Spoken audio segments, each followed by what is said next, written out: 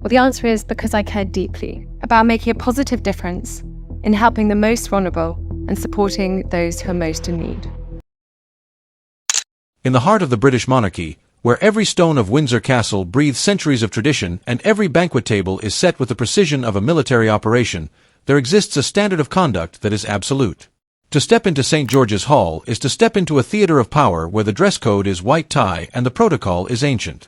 However, a storm recently brewed behind those gilded doors, a storm that palace insiders are only now beginning to whisper about. It was a formal evening, intended to be a display of unity and royal splendor, but it became the stage for a dramatic confrontation. At the center of this incident was an extended member of the royal family, specifically a grandson of Queen Camilla. While Camilla's grandchildren, Lola, Freddie, Eliza, Gus, and Louis, live mostly private lives, their connection to the crown grants them access to the most exclusive inner circles. But with this privilege comes a heavy expectation of decorum. On this particular night, reports suggest that one individual crossed a line so visibly that it could no longer be ignored.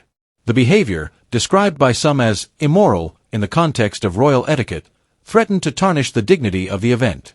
While the palace typically handles such embarrassments with a quiet conversation behind closed doors, the gravity of this breach demanded something more. This wasn't just a minor slip in manners.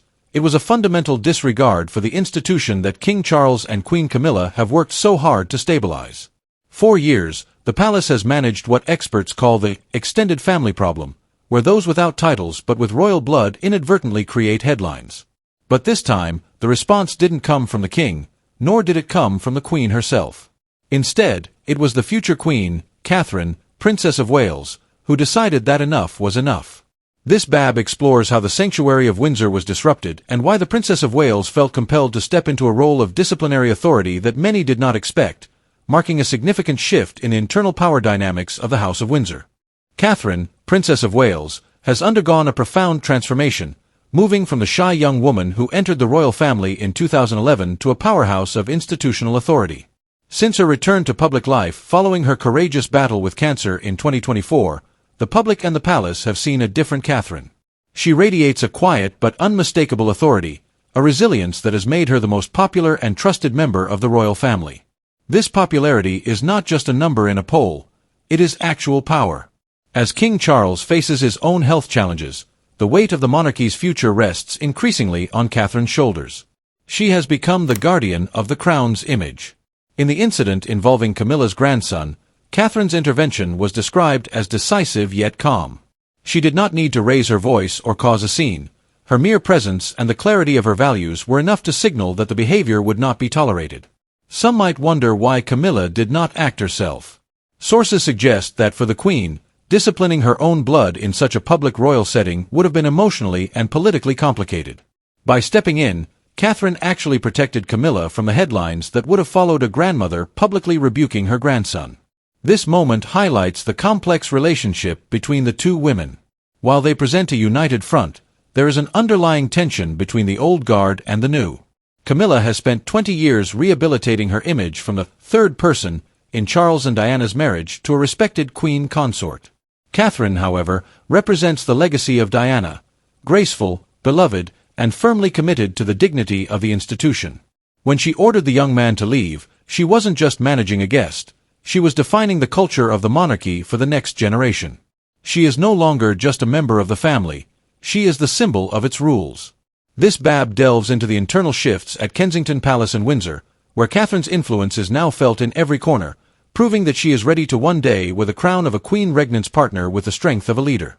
What does this decisive action at a Windsor banquet tell us about the future of the British monarchy? We are currently in a period of profound transition. The era of King Charles III, while defined by his long-awaited service and dignity, is also a bridge to the future, the era of William and Catherine. This transition is being shaped not by grand proclamations, but by these small, significant moments of discipline and decorum. Catherine's vision for the monarchy is clear. It is an institution that must evolve to stay relevant, but it must never lose its sense of sacred duty and public respect. She is raising her children, George, Charlotte, and Louis, with this exact balance, protecting their privacy while teaching them that their lives are dedicated to the service of the people. The incident at Windsor sends a message to everyone associated with the royal family, whether by blood or marriage. The privilege of the crown is not a license for personal indulgence. Catherine's intolerance for immoral or inappropriate behavior reflects her commitment to a monarchy that is beyond reproach.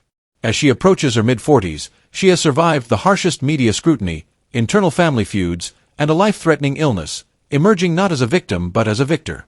Her authority is now informal yet absolute, often surpassing even the official ranks of the palace. For the extended family members who may have felt they could operate under the radar, the message is loud and clear: the future queen is watching. This final BAB examines the long-term implications of Catherine's rising power. It discusses how she is quietly evolving the monarchy into a modern institution that still values its 1,000-year history. Her ability to navigate the complex emotions of the family, like her relationship with Camilla, while prioritizing the crown's integrity, proves her political intelligence. The question for the public is no longer if she is ready, but how her leadership will redefine what it means to be royal in the 21st century. Catherine has drawn a line in the sand at Windsor, and in doing so, she has secured the dignity of the throne for years to come.